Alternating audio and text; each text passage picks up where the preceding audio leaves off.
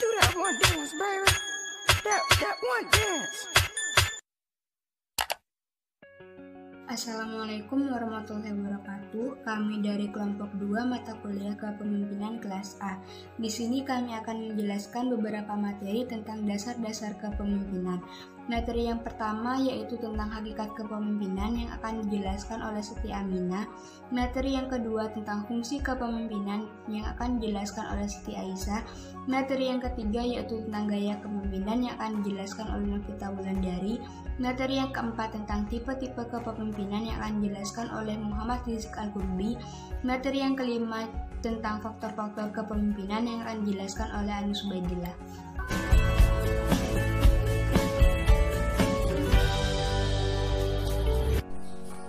Assalamualaikum warahmatullahi wabarakatuh. Di sini saya akan menjelaskan tentang hakikat kepemimpinan.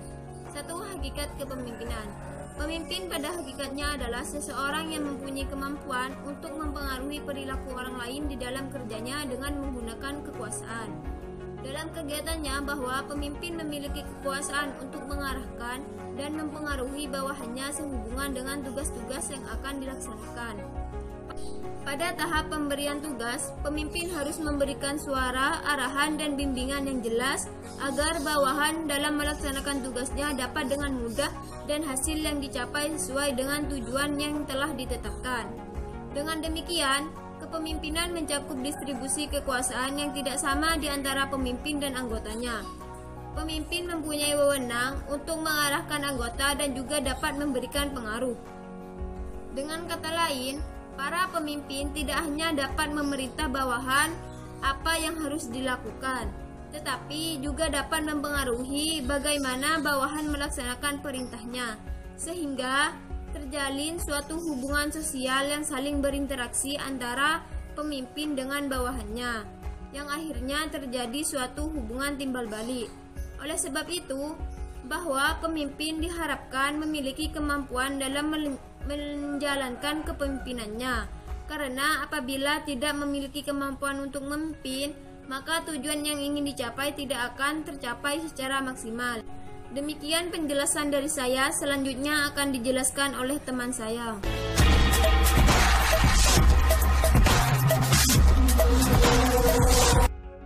Baik, di sini saya akan menjelaskan materi tentang fungsi kepemimpinan. Pendekatan perilaku membahas orientasi dan identifikasi pemimpin. Aspek pertama pendekatan perilaku kepemimpinan mendekatkan pada fungsi-fungsi yang dilakukan pemimpin dalam kelompoknya agar kelompoknya dapat berjalan dengan efektif. Fungsi kepemimpinan menurut Siagin yaitu yang pertama, pemimpin sebagai penentu arah, yaitu setiap birokrasi baik di bidang kenegaraan, politik, sosial, dan birokrasi kemasyarakatan lainnya diciptakan atau dibentuk sebagai wahana untuk mencapai tujuan tertentu. Yang kedua, pemimpin sebagai wakil dan juru bicara birokrasi, yaitu dalam rangka pencapaian tujuan tidak ada birokrasi yang bergerak dalam suasana terisolasi. Artinya, tidak ada birokrasi yang akan mampu mencapai tujuannya tanpa memelihara hubungan yang baik dengan berbagai pihak luar birokrasi itu sendiri, yaitu pihak stakeholder. Yang ketiga, pemimpin sebagai komunikator, yaitu pemeliharaan baik keluar maupun ke dalam dilaksanakan dalam proses komunikasi baik lisan maupun tulis. Yang keempat, pemimpin sebagai mediator, sebagai penengah dalam satu konflik yang mungkin terjadi di dalam birokrasi itu sendiri. Yang kelima, pemimpin sebagai integrator, yaitu merupakan kenyataan kehidupan birokrasi bahwa timbulnya kecenderungan berpikir dan bertindak berkotak-kotak di kalangan para anggota birokrasi dapat diakibatkan oleh sikap positif ataupun sikap negatif. Selain fungsi-fungsi tersebut, maka fungsi lain kepemimpinan birokrasi dapat dijelaskan sebagai berikut. Yang pertama, fungsi perintah, yaitu fungsi kepemimpinan yang bersifat satu arah kepada yang dipimpinnya. Yang kedua, fungsi konsultatif, yaitu fungsi kepemimpinan yang bersifat dua arah kepada yang dipimpinnya meskipun pelaksanaannya sangat tergantung pada pihak yang memimpin. Yang ketiga, fungsi partisipatif, yaitu fungsi kepemimpinan yang bersifat dua arah kepada yang dipimpinnya, tetapi juga terwujud pelaksanaan hubungan manusia yang efektif antara pemimpin dan yang dipimpin. Dalam hal ini, pemimpin berusaha mengaktifkan orang-orang yang dipimpinnya, baik dalam keikutsertaan dalam mengambil keputusan maupun dalam melaksanakan keputusan. Yang keempat, fungsi delegasi, yaitu fungsi pemimpin untuk mendelegasikan wewenang untuk membuat, menetapkan, dan atau melaksanakan keputusan, baik melalui persetujuan maupun tanpa persetujuan pimpinan. Sekian materi yang saya sampaikan, selanjutnya dilanjutkan oleh teman saya.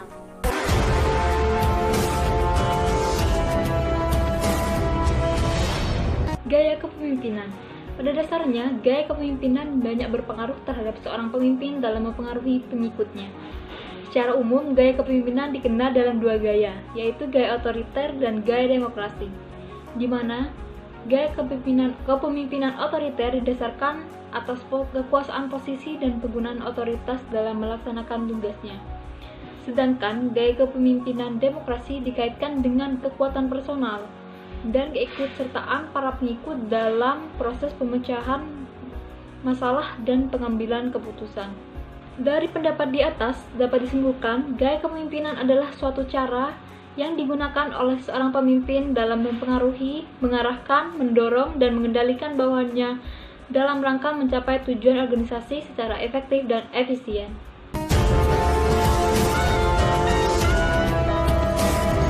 Tipe-tipe kepemimpinan dalam setiap realitanya, bahwa pemimpin dalam melaksanakan proses kepemimpinan terjadi adanya suatu perbedaan antara pemimpinnya yang satu dengan pemimpin yang lain. Hal sebagaimana menurut teori yang dikutip Muhammad Ukas, bahwa pendapatnya membagi tipe-tipe kepemimpinan menjadi 6. Yang pertama, tipe kepemimpinan pribadi. Dalam sistem kepemimpinan ini, segala suatu tindakan itu dilakukan dengan mengadakan kontak pribadi. Petunjuk itu dilakukan secara lisan atau langsung. Yang kedua, tipe kepemimpinan non-pribadi. Segala suatu kebijaksanaan yang dilakukan melalui bawahan-bawahan atau media non-pribadi, baik rencana atau pemerintah, juga pengawasan. Yang ketiga, tipe kepemimpinan otoriter. Pemimpin otoriter biasanya bekerja keras, sungguh-sungguh, teliti, dan tertib. Yang keempat, tipe kepemimpinan demokratis. Pemimpin yang demokratis menganggap dirinya sebagai bagian dari kelompoknya dan bersama-sama berusaha bertanggung jawab tentang terlaksananya tujuan bersama, agar setiap anggotanya turut bertanggung jawab. Yang kelima, tipe kepemimpinan paternalistis. Kepemimpinan ini dicirikan oleh suatu pengaruh yang bersifat kebapakan dalam hubungan pemimpin dan kelompok. Tipe kepemimpinan menurut bakat biasanya timbul dari kelompok orang-orang yang informal, di mana mungkin mereka yang berlatih dengan adanya sistem kompetisi. Selanjutnya, menurut Kurt Lewin yang dikutip oleh Muhammad Ukas, menggabungkan tipe-tipe kepemimpinan menjadi 3. Yang pertama, otoritas. Pemimpin yang demikian bekerja keras, sungguh-sungguh, teliti, dan tertib. Yang kedua, demokratis. Pemimpin yang demokratis menganggap dirinya sebagai bagian dari kelompok dan bersama-sama dengan kelompoknya berusaha bertanggung jawab tentang pelaksanaan tujuannya. Yang ketiga, laissez-faire. Pemimpin yang bertipe demikian segera setelah tujuannya diterangkan pada bawahannya untuk menyerahkan sepenuhnya pada para bawahannya untuk menyelesaikan pekerjaannya yang menjadi tanggung jawabnya. Selanjutnya, Berdasarkan dari pendapat tersebut di atas, bahwa pada kenyataannya tipe kepemimpinan yang otokratis, demokratis, dan laissez-faire banyak diterapkan oleh para ilmuwan atau pendidik. Dengan melihat hal tersebut, maka pemimpin di bidang pendidikan diharapkan bawahan atau dari atasan yang lebih tinggi posisinya, yang pada akhirnya gaya atau tipe kepemimpinan yang dipakai oleh para pemimpin terutama dalam bidang pendidikan benar-benar mencerminkan sebagai orang pemimpin yang profesional.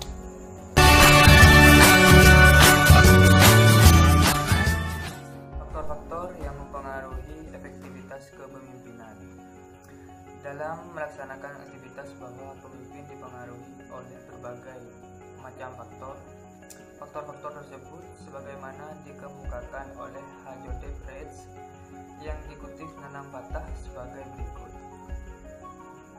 Yang pertama, kepribadian, dan yang kedua, harapan dan perilaku atasan. Ketiga, kebutuhan tugas. Keempat, iklim dan kebijakan organisasi. Kelima, harapan dan perilaku rekan. Berdasarkan faktor-faktor tersebut, maka dijelaskan bahwa kesuksesan pemimpin dalam aktivitasnya dipengaruhi oleh faktor-faktor yang dapat menunjang untuk berhasilnya suatu kepemimpinan. Selanjutnya, peranan seorang pemimpin sebagaimana dikemukakan oleh M. Ngalim Purwanto sebagai berikut. Yang pertama sebagai pelaksana, kedua sebagai perencana, ketiga sebagai seorang ahli, keempat sebagai mewakili kelompok, kelima sebagai menguasai hubungan antar anggota-anggota kelompok, keenam bertindak sebagai pemberi gambaran atau pujian atau hukuman, ketujuh bertindak sebagai wasit dan penenang, kedelapan merupakan bagian dari kelompok, 9 merupakan lambing daripada kelompok, 10 penegakan tanggung jawab para anggota. Berdasarkan dari peranan pemimpin tersebut, dijelaskan bahwa dalam suatu kepemimpinan harus memiliki peranan-peranan yang dimaksud. Di samping itu juga bahwa pemimpin memiliki tugas yang embanya sebagai menurut Ngalim Purwanto sebagai berikut. Yang pertama, menyalami kebutuhan-kebutuhan kelompok dan keinginan kelompoknya. Kedua, dari keinginan itu dapat dipetiknya kehendak-kehendak yang realistis dan yang benar-benar dapat dicapai.